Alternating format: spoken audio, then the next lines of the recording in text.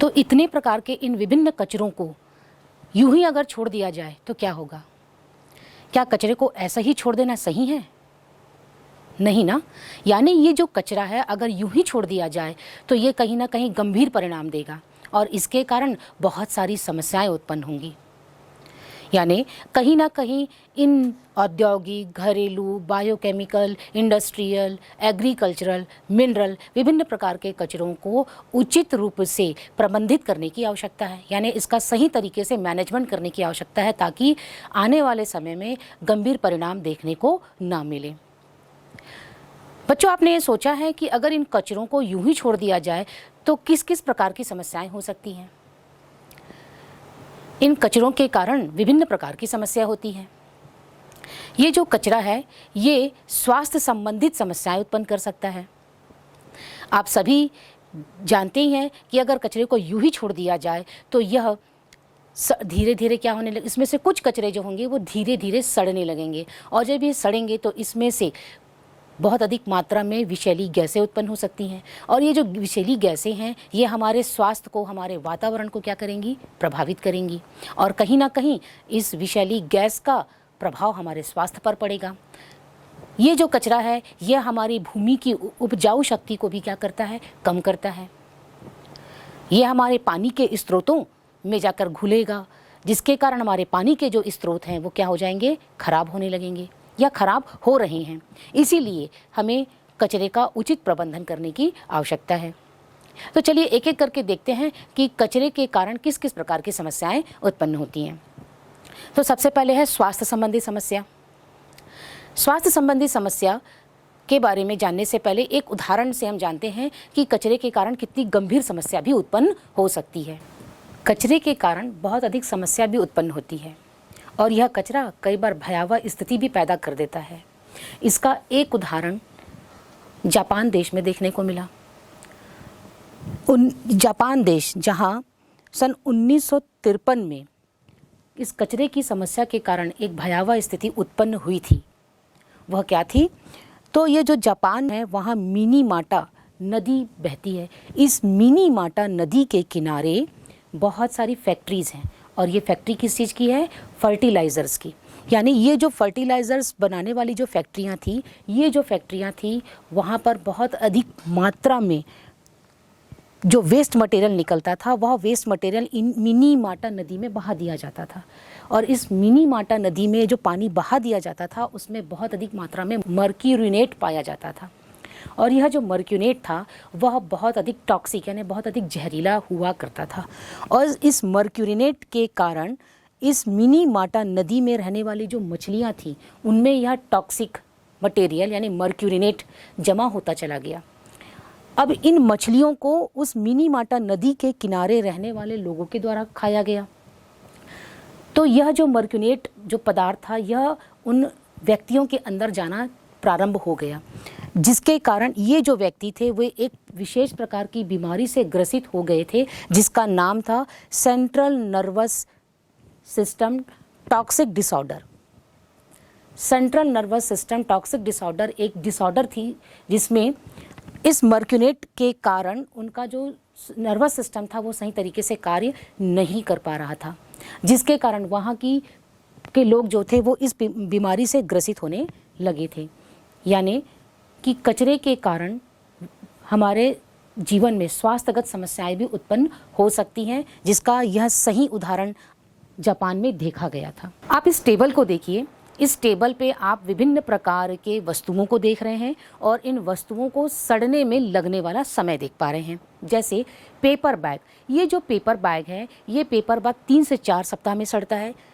Paper tissue यानी जो tissue paper हम यूज़ करते हैं वो टिश्यू पेपर जो होता है वो 1 सप्ताह में सड़ जाता है। केले के छिलके जिसको सड़ने में 1 महीने का टाइम लगता है और संतरे का छिलका जिसे सड़ने में 6 महीने का टाइम लगता है। वहीं दूध के कार्टून, दूध जो होता है वो टेट्रा पैक में आता है, उसका जो कार्टून है वह सड़ने में 5 साल लगता है। फिर हम रबर के बहुत सारे शूज़ पहनते हैं। बरसात के दिनों में अक्सर हम रबर के चप्पल और जूते पहनते हैं। तो ये रबर के चप्पल और जूते जो हैं इनको सड़ने में 50 से 80 साल लगते हैं। और पॉलीथीन जिनको हम धड़ल्ले से उपयोग करते हैं, या कह सकते हैं जिनको हम बेझिझक यूज़ करते हैं, ये जो झिल्लियाँ हैं, इन झिल्लियों को सड़ने में यानी पॉलीथीन को सड़ने में 200 से 1000 साल लगते हैं। यानी विभिन्न प्रकार की वस्तुओं को सड़ने और गलने में यानी उसको डिस्पोज होने में सालों साल भी लगते हैं। अब ये जो कचरा है अगर यूं ही छोड़ दिया जाए तो ये जो कचरे हैं ये हमारे पर्यावरण पर बहुत अधिक प्रभाव डालेंगे और हमारे स्वास्थ्य पर भी प्रभाव डालेंगे। आप सभी जानते हैं कि ये जो पॉलीथीन है अब धीरे धीरे समुद्रों में भी पहुंच गई है। समुद्री जो जीव हैं जैसे कि सील, व्हेल और वहाँ के कछुए, ये भी इन पॉलीथीन के कारण हर रोज़ मर रहे हैं। यानी इन समुद्री जीवों की मृत्यु के पीछे कारण हम मनुष्य हैं, क्योंकि हम मनुष्य ही अपनी गतिविधियों के कारण उस पॉलीथीन को उस समुद्र तक पहुंचा रहे हैं। अगर हम पॉलीथीन का उपयोग करना ही बंद कर दें तो ये पॉलीथीन समुद्र तक पहुंचेगा ही नहीं और ये जो जीव हैं इनकी मृत्यु भी नहीं होगी। इस पॉलीथीन का प्रभाव केवल जलीय जीवों पर है ऐसा नहीं है। इस पॉलीथीन का प्रभाव हमारे चारों ओर पाए जाने वाले जीव जो कि स्थल में रहते हैं उन पर भी देखने को मिलता है, यानी स्थलीय जीवों पर भी मिलता है। स्थलीय जीव जैसे कि गाय, भैंस, बकरी, कुत्ते, बिल्ली और बहुत सारे पक्षी भी। इन पक्षियों और इन विभिन्न प्रकार के जीवों पर भी इस पॉलीथीन का प्रभाव है और इस पॉलीथीन के उपयोग के कारण ये जीव भी मौत का शिकार हो रहे हैं, यानी इनकी भी मृत्यु हो रही है। यानी हम ये कह सकते हैं कि ये जो पॉलीथीन है, इस पॉलीथीन का उपयोग हम पूर्ण रूप से बंद कर दें तो हम इन सभी जीवों को बचा सकते हैं, अपने पर्यावरण को स्वच्छ और साफ रख सकते हैं।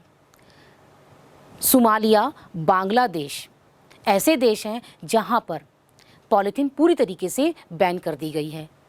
कचरे के कारण उत्पन्न होने वाली एक और समस्या है, वह है प्रदूषण। जब कचरा इकट्ठा हो रहा होता है तो उस कचरे के कारण जल प्रदूषण, वायु प्रदूषण और मृदा प्रदूषण, तीनों ही प्रकार के प्रदूषण हो रहे हैं।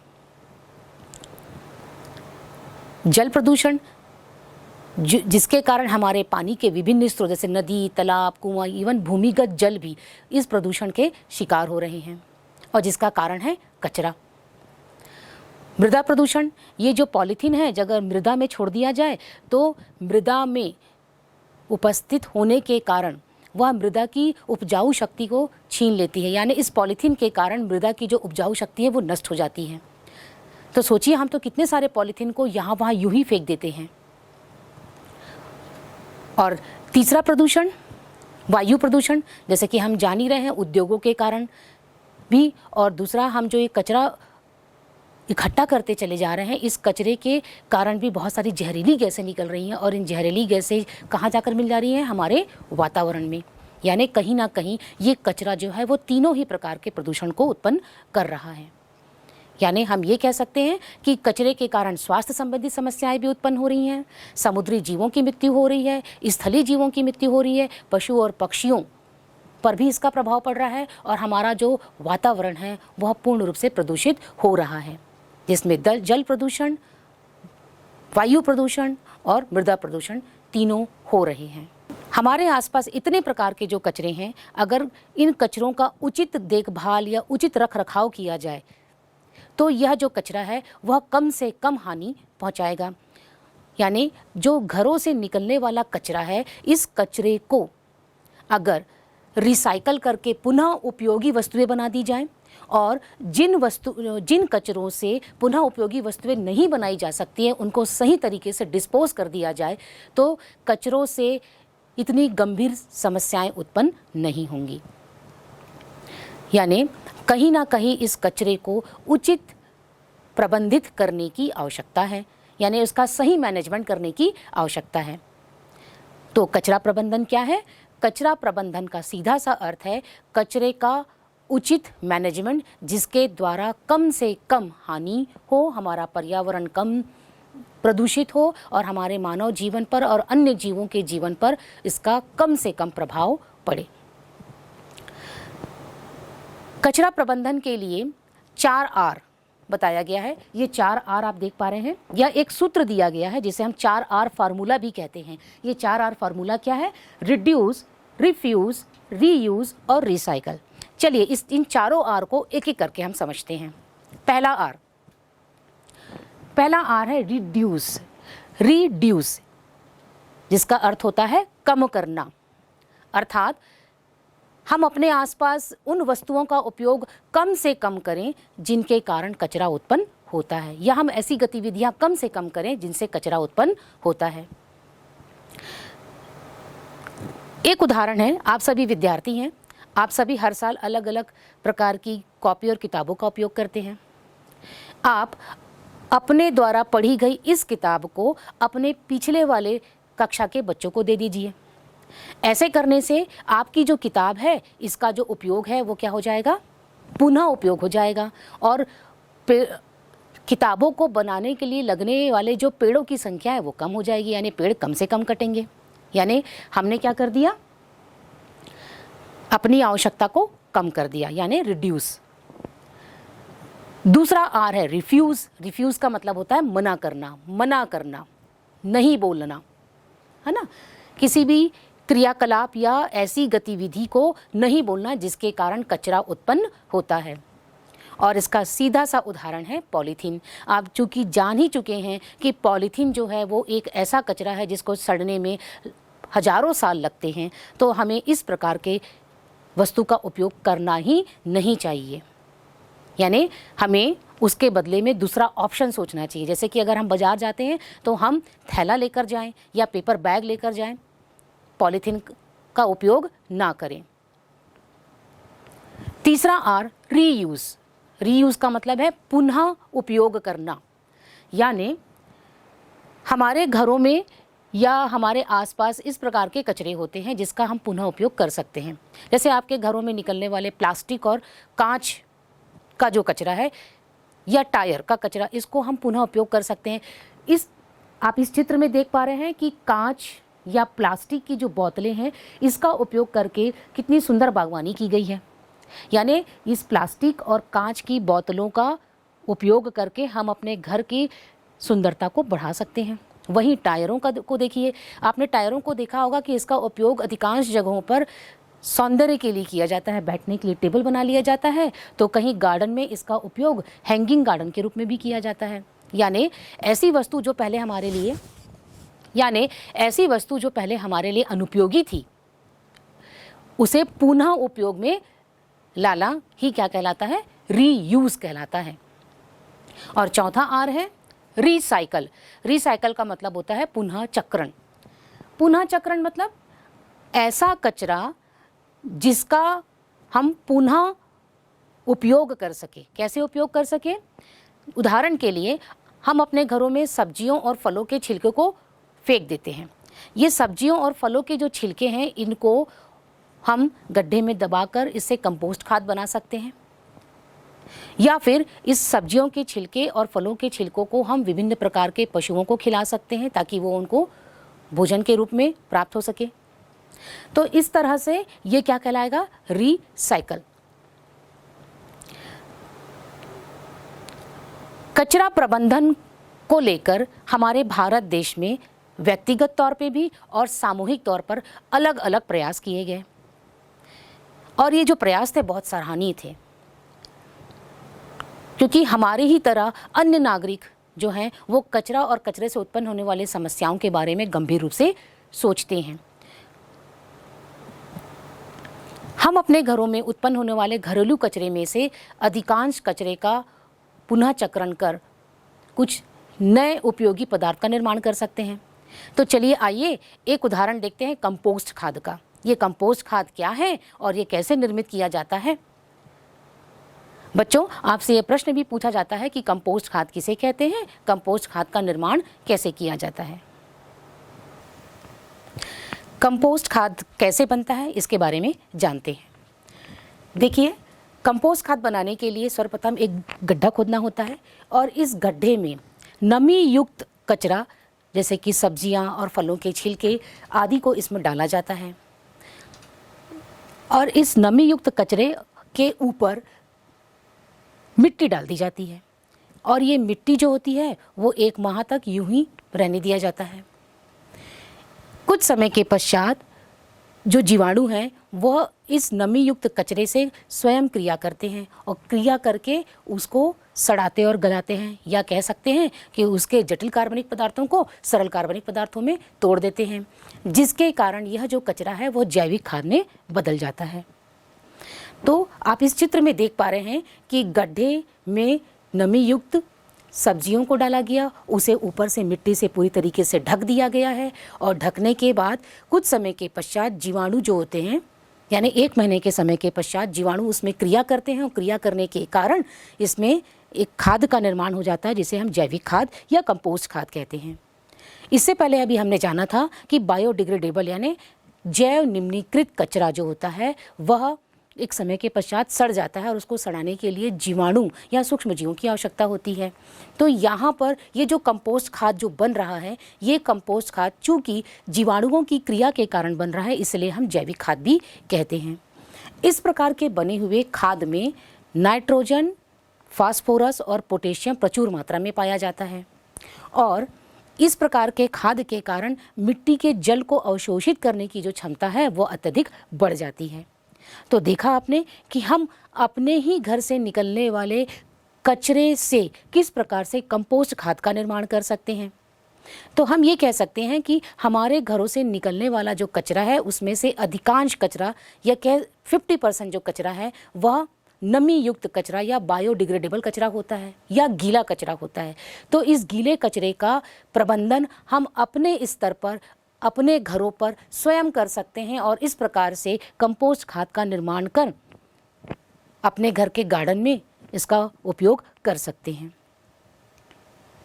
एक दूसरे प्रकार का खाद होता है जिसे हम वर्मी कंपोस्ट खाद भी कहते हैं। ये वर्मी कंपोस्ट खाद जो होते हैं वो केचुए की सहायता से बनाए जाते हैं।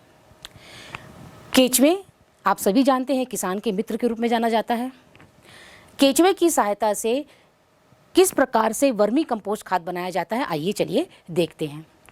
बच्चों आप यहाँ पर हम ये देख पा रहे हैं कि यहाँ पर भी एक गड्ढा है। इस गड्ढे में सबसे पहले एक पहली परत बिछाई गई है। वह पहली परत किसकी है? मिट्टी की। और ये मिट्टी कितनी मोटी है? 15 सेंटीमीटर मिट्टी की पहली परत बिछाई गई है। इस मिट्टी की पहली परत के ऊपर एक दूसरा परत जो कि 10 सेंटीमीटर मोटा है वह घास की बिछाई गई। अब इस घास की मोटी परत के ऊपर एक तीसरी परत जो कि 15 सेंटीमीटर मोटी है वह गोबर की बिछाई गई। आप यहाँ पर ये देख पा रहे हैं गड्ढा है, गड्ढे में मिट्टी है, मिट्टी 15 सेंटीमीटर मोटी परत है, उसके ऊपर 10 सेंटीमीटर घास की मोटी परत और उसके ऊपर 15 सेंटीमीटर मोटी गोबर की परत बिछाई गई। यानी यहाँ पर 3 परतें हैं, मिट्टी की, घास की और गोबर की। अब इस गोबर की परत के ऊपर उत्तम नस्ल के कछुओं को छोड़ दिया गया है। ये कछुए धीरे धीरे एक परत से दूसरी परत और दूसरी परत से करते हुए नीचे की पहली परत तक पहुंच जाते हैं, यानी मिट्टी की मोटी परत तक पहुंच जाते हैं। अब इस परतों को जूट की मोटी बोरी के माध्यम से ढक दिया गया है और इस पर समय समय पर जल का छिड़काव भी किया जा रहा है। 15 दिनों के बाद इस मिश्रण को पुनः फैलाया जाता है और पुनः फैलाने के साथ साथ इसी समय यहाँ पर जैव निम्नीकृत कचरा जिसमें कि सब्जियाँ और फलों के छिलके या नमी युक्त कचरा जो है वो इसमें मिला दिया जाता है और पुनः जूट की बोरी से ढक दिया जाता है। 20 से 30 दिनों तक इस परत पर पानी का छिड़काव किया जाता है और पानी का छिड़काव करने के कारण और केचुए की प्रतिक्रिया के कारण यह जो कचरा है वह सड़ने लगता है और सड़ने के कारण वह खाद में परिवर्तित हो जाता है। चूँकि यह खाद जो है केचुए की सहायता से बनाया जाता है, इसीलिए इसे हम वर्मी कंपोस्ट खाद कहते हैं और इस खाद का उपयोग भी खेतों में या बागवानी के लिए किया जा सकता है या किया जाता है। तो बच्चों देखा आपने कचरा प्रबंधन के कुछ तरीके हम स्वयं भी अपने स्तर पर अपने घरों में कर सकते हैं और इस कचरे की मात्रा को कुछ हद तक कम करने में अपना भी योगदान दे सकते हैं। तो बच्चों क्या इस कचरे को यूं ही इधर उधर फेंक देना ही इसका समाधान है? या फिर इस कचरे को उचित जगह पर रखकर इसे पुनः चक्रण कर पुनः उपयोग में लाना इसका समाधान हो सकता है। तो इसी बात को ध्यान में रखते हुए हमारे देश में अलग अलग स्तर पर, चाहे वो व्यक्तिगत हो, चाहे वो एक इलाके के लोगों के द्वारा किया गया हो या फिर सामूहिक रूप से किया गया प्रयास हो, इन सभी प्रयासों के द्वारा हमारे देश में अलग अलग प्रकार से कचरा प्रबंधन के कार्य किए गए। तो चलिए आइए देखते हैं ये किस किस प्रकार के प्रयास थे और कैसे कैसे किए गए और ये कौन से शहर हैं जहाँ पर ये कार्य किए गए। तो सबसे पहला जो प्रयास किया गया वो प्रयास था गुजरात राज्य के सूरत शहर में। सूरत जो कि हमारे भारत देश का सबसे स्वच्छ शहर के नाम से प्रसिद्ध है। पहले कचरा जो है वो अन्यत्र कहीं भी फेंक दिया जाता था। सन 1994 में यहाँ पर प्लेग नामक बीमारी फैली।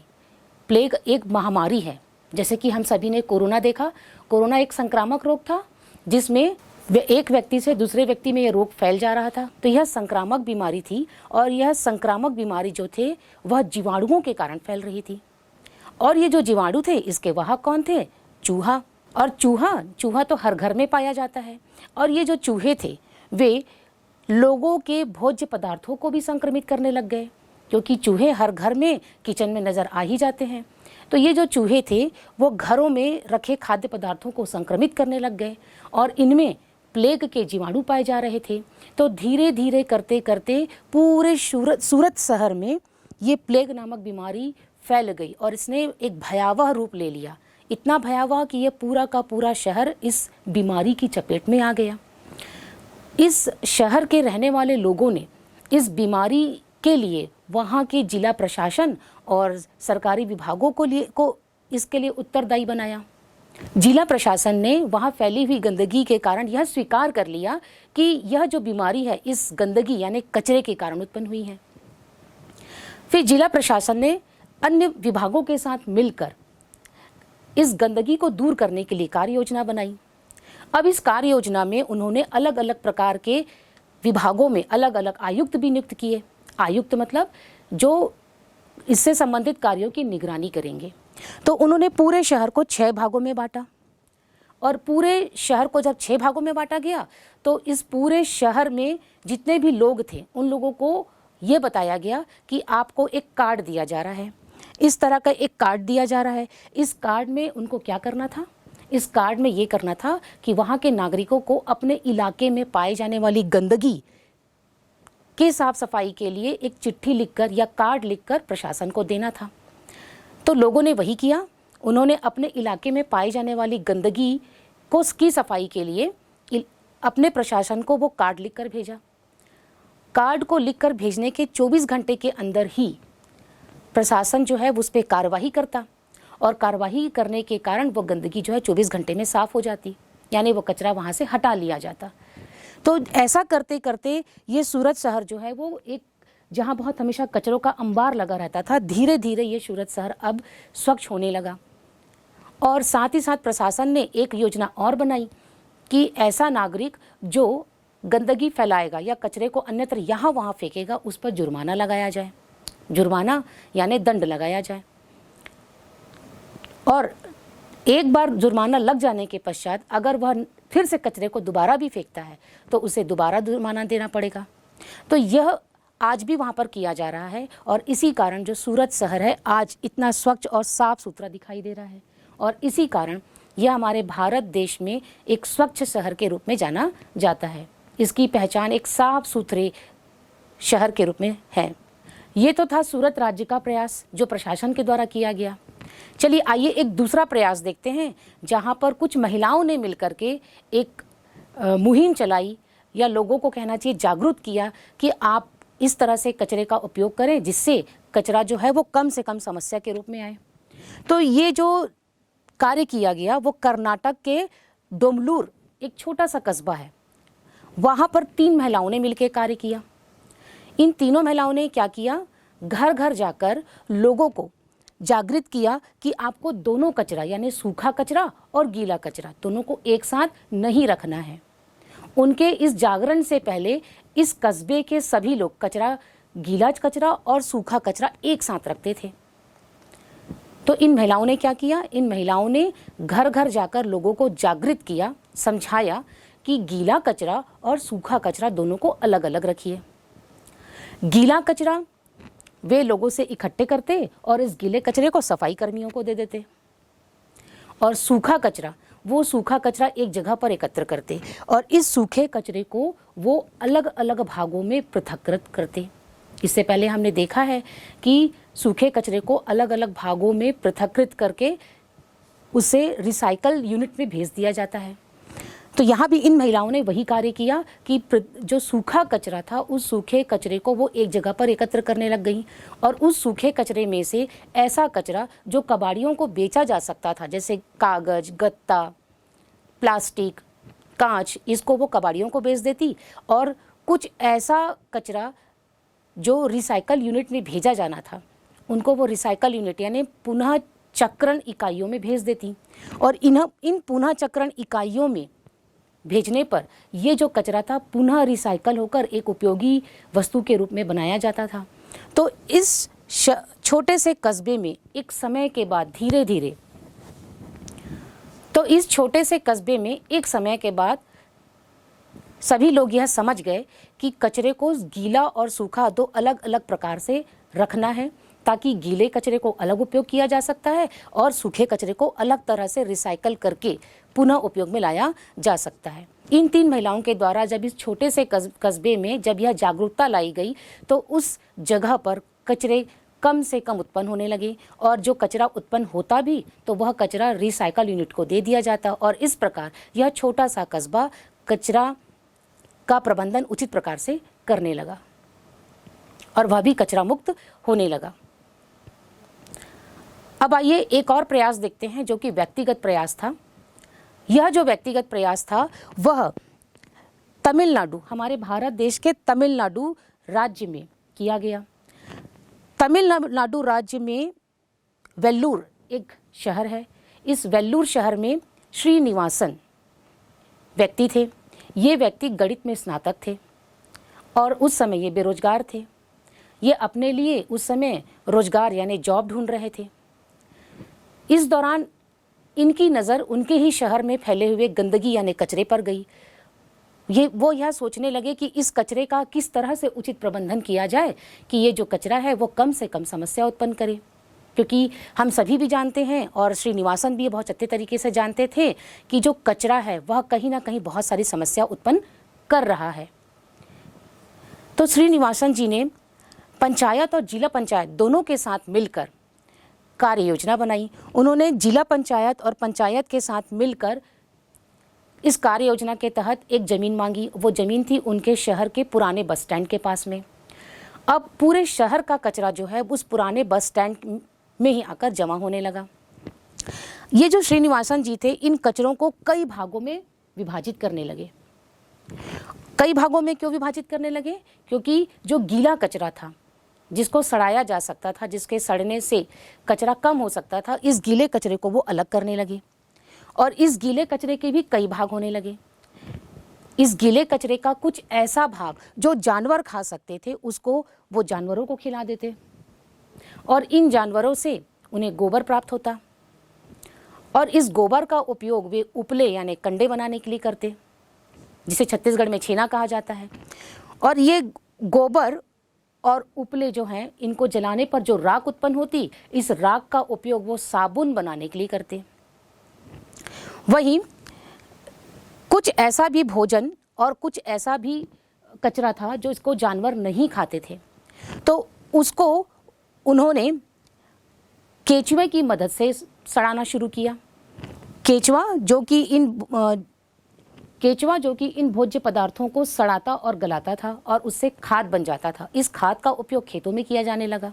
वहीं कुछ ऐसे भी कचरे थे जो केचुए की मदद से सड़ाए नहीं जा सकते थे, तो इन कचरों को यूं ही हवा में खुला छोड़ दिया जाता था।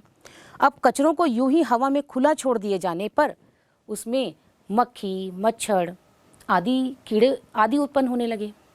अब मक्खी, मच्छर, कीड़े आदि से बचने के लिए श्रीनिवासन जी ने अन्य जीव को पालना शुरू किया, जैसे मुर्गे, मेढक, मछली। यानी ये जो मक्खी मच्छर हैं इनको मुर्गे और मेढक और मछली ने क्या करने लगा, खाने लगी। अब ये मेढक, मुर्गी और मछली जो हैं, ये जब इनको पाला गया तो इनके लिए पानी की आवश्यकता पड़ी, तो उसके लिए तालाब बनवाया गया। अब इस प्रक्रिया के दौरान थोड़ा गंदा पानी बाहर निकलता, तो इस गंदे पानी को साफ करने के लिए उन्होंने उसमें मछली और बतख को भी पालना प्रारंभ किया। मछली और बतख को पालने के कारण ये जो पानी था वो ऑक्सीकृत होने लगा, यानी साफ होने लगा। अब इस पानी का उपयोग खेतों में किया जाने लगा। तो खेतों में जब ये पानी का उपयोग किया गया तो देखा गया कि जो कचरा है और कचरे से निकलने के दौरान निकलने वाला जो अन्य पदार्थ है वह सभी उपयोग में आने लगा। इसी प्रकार जो गोबर था, इस गोबर से जो उपले थे उसका उपयोग ईंधन के रूप में किया जाने लगा। वहीं इस गोबर का उपयोग गोबर गैस संयंत्र में गोबर गैस प्राप्त करने के लिए किया जाने लगा। बचे हुए गोबर का उपयोग खाद के रूप में किया जाने लगा। कंडे या उपलों को जलाने के पश्चात जो राख बनती, इस राख का उपयोग साबुन बनाने के लिए किया जाता। इस कचरे में कुछ कचरा जैसे कि संतरे के छिलके, नींबू के छिलके इत्यादि भी होते थे, तो इन छिलकों का उपयोग भी राख के साथ साबुन बनाने के लिए किया गया। वहीं इन कचरों में बाल भी थे। हमारे और आपके बाल जो कचरों में जाते हैं वो भी कचरा का एक हिस्सा है, तो उसी तरह वहाँ पर भी बाल पाए जा रहे थे। तो ये जो बाल है इसको उन्होंने व्यापारियों को बेच दिया। तो इस प्रकार से धीरे धीरे धीरे हर एक कचरे का वहाँ उपयोग होने लगा, यानी रिसाइकल करके पुनः उपयोग किया जाने लगा। वहीं कचरे में कुछ हड्डियाँ भी पाई जा रही थी, तो इन हड्डियों में बहुत अधिक मात्रा में कैल्शियम फॉस्फेट पाया जाता है। तो इस कैल्शियम फॉस्फेट का उपयोग वो विभिन्न प्रकार के खादों को बनाने के लिए करने लगे। तो इस प्रकार से धीरे धीरे सभी कचरे जो है वो उपयोग में आने लगे। तो एक समय के पश्चात वहाँ पर जो कचरा था वो सारा कचरा जो है पुनः उपयोग में लाया जाने लगा, और गीला कचरा जो है वो खाद और अन्य सामग्री बनाने के लिए काम में आने लगा। तो देखते देखते श्रीनिवासन जी ने जैव निम्नीकृत कचरे का अच्छा उपयोग करना सिखा दिया। तो इस प्रकार वह जो इलाका था वह धीरे धीरे कचरा मुक्त होने लगा, और जो कचरा उत्पन्न भी होता तो वह कचरा इस प्रकार से पुनः उपयोग में लाया जाने लगा। तो इस प्रकार से कचरा जो है वो उचित तरीके से प्रबंधित किया जा सकता है। तो देखा बच्चों आपने, चाहे व्यक्तिगत हो चाहे सामूहिक हो, दोनों ही प्रकार से कचरे का उचित प्रबंधन किया जा सकता है। अब आप बताइए, अभी हमने 3 तरीके जाने, इन तीनों तरीकों में से आपको कौन सा तरीका सबसे अच्छा लगा और क्यों? आप स्वयं सोचिए, क्या इन तीनों तरीकों में से कोई एक तरीका हम अपने इलाके में उपयोग में ला सकते हैं? क्योंकि इसके पहले भी हम बात कर चुके हैं कि यह अध्याय केवल परीक्षा में लिखित प्रश्नों के उत्तर देने के लिए हम नहीं पढ़ रहे हैं, बल्कि इस पाठ के माध्यम से हम वह कौशल सीख रहे हैं जिसके द्वारा हम अपने आसपास के इस कचरे से उत्पन्न होने वाली समस्याओं का निदान भी कर सकें। यानी इस पाठ से हम यह सीखेंगे या सीख रहे हैं, यानी इस पाठ से हम यह सीख रहे हैं कि किस प्रकार कचरा कम से कम उत्पन्न किया जाए और उत्पन्न हुए कचरे का किस प्रकार से पुनः उपयोग किया जाए ताकि कम से कम समस्याएं उत्पन्न हों। हमने इस पाठ में यह जाना कि ऐसी वस्तुएं जो हमारे लिए अनुपयोगी हैं वह कचरा है, और जो उपयोगी है वह कचरा नहीं है।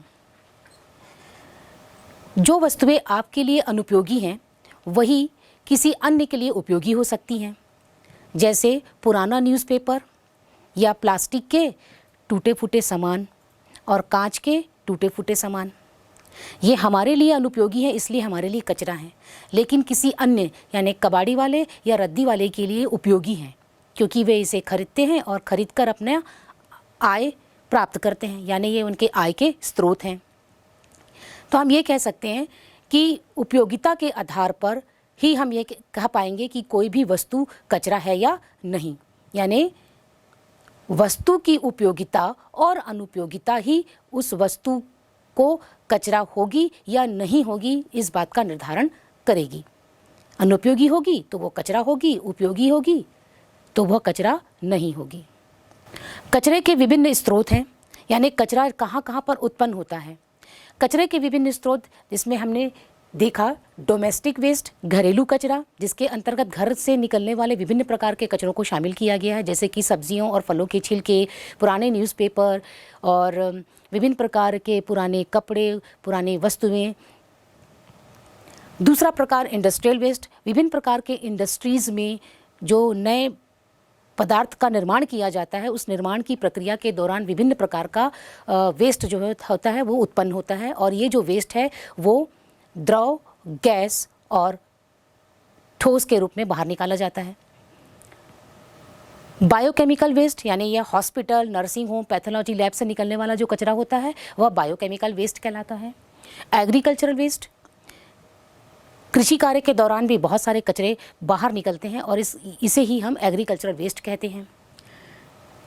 एनिमल वेस्ट, पशुओं की देखभाल के दौरान भी विभिन्न प्रकार के कचरे उत्पन्न होते हैं, जिसे एनिमल वेस्ट के अंतर्गत रखा गया है। Nuclear waste, nuclear power plant में विभिन्न प्रकार के रेडियो एक्टिव पदार्थों का उपयोग किया जाता है। ये जो रेडियो एक्टिव पदार्थ हैं ये न्यूक्लियर वेस्ट कहलाते हैं। मिनरल वेस्ट, उद्योगों के द्वारा विभिन्न प्रकार के केमिकल को पानी में बहा दिया जाता है, जिसमें आर्सेनिक और कैडमियम ये ऐसे मिनरल्स हैं जो बहुत अधिक हानिकारक हैं और ये मिनरल वेस्ट के अंतर्गत आते हैं। फिर इन कचरों को अलग अलग रूप से पृथक्कृत करना ही सेग्रीगेशन कहलाता है। सेग्रीगेशन है पृथक्करण, यानी सभी प्रकार के कचरे को एक जगह पर नहीं रखा जा सकता। इन कचरों को उनकी प्रकृति और उनके उपयोग के आधार पर अलग अलग भागों में बांटा जाता है, जिसे हम सेग्रीगेशन है पृथक्करण कहते हैं। तो पृथक्करण जो होता है वो कचरे के प्रकार के आधार पर किया जाता है। तो कचरे के प्रकार कौन कौन से हैं? तो कचरे के प्रकार है, पहला तो है कचरे में उपस्थित नमी के आधार पर कचरे को दो भागों में बांटा गया है, गीला कचरा और सूखा कचरा। गीला कचरा जिसमें नमी उपस्थित होती है, जैसे सब्जियों और फलों के छिलके।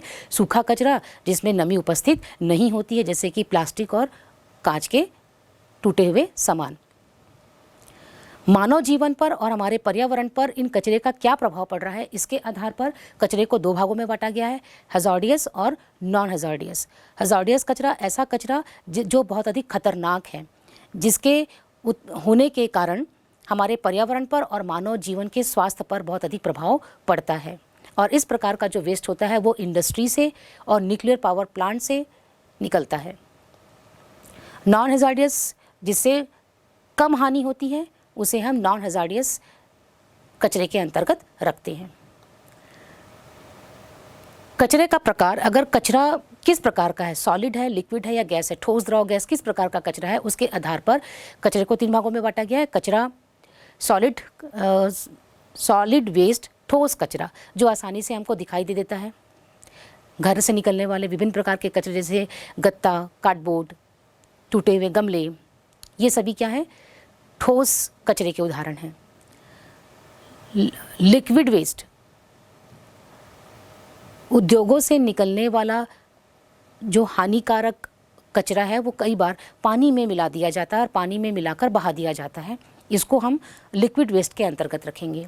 गैसियस वेस्ट, उद्योगों से निकलने वाला जो धुआं है वह गैसियस वेस्ट के अंतर्गत रखा जाएगा। और कई बार हम टायरों को जलाते हैं, टायरों को जलाने के कारण बहुत अधिक मात्रा में धुआं उत्पन्न होता है और ये जो धुआं है यह भी इसी गैसियस वेस्ट के अंतर्गत रखा जा सकता है। हमारे आसपास बहुत सारे इलेक्ट्रॉनिक डिवाइसेस पाए जाते हैं और ये इलेक्ट्रॉनिक डिवाइसेस जैसे कि TV, mobile, pen drive, DVD, CD, chips और विभिन्न प्रकार के कैमरे, ये सब हम उपयोग में लाते हैं और ये सब भी एक प्रकार का कचरा है जिसे हम ई वेस्ट कह सकते हैं।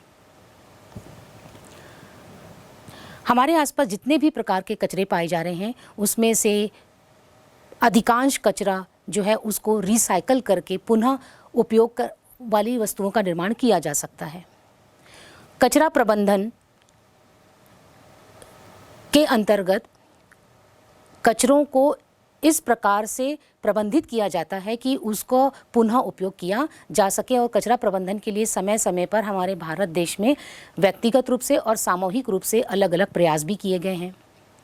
कचरा प्रबंधन के लिए 4 R बताया गया है। 4 R यानी एक तरह का ये सूत्र है, यह है रिड्यूस, रीयूज़, रिफ्यूज़ और रिसाइकल। रिड्यूस यानी कम से कम उपयोग में लाना, ऐसी वस्तु जिससे कचरा उत्पन्न होता है उसे कम से कम उपयोग में लाना। रिफ्यूज़ मना करना, जैसे कि पॉलीथीन को हम पूरी तरीके से अगर बैन कर देते हैं, उसका उपयोग हम नहीं करते हैं तो कचरा कम उत्पन्न होगा। रिसाइकल पुनः उपयोग, जिसके अंतर्गत हमने कंपोस्ट और वर्मी कंपोस्ट खाद बनाने की प्रक्रिया के बारे में जाना, जिसमें नमी युक्त कचरे का उपयोग करके इन दोनों खादों का निर्माण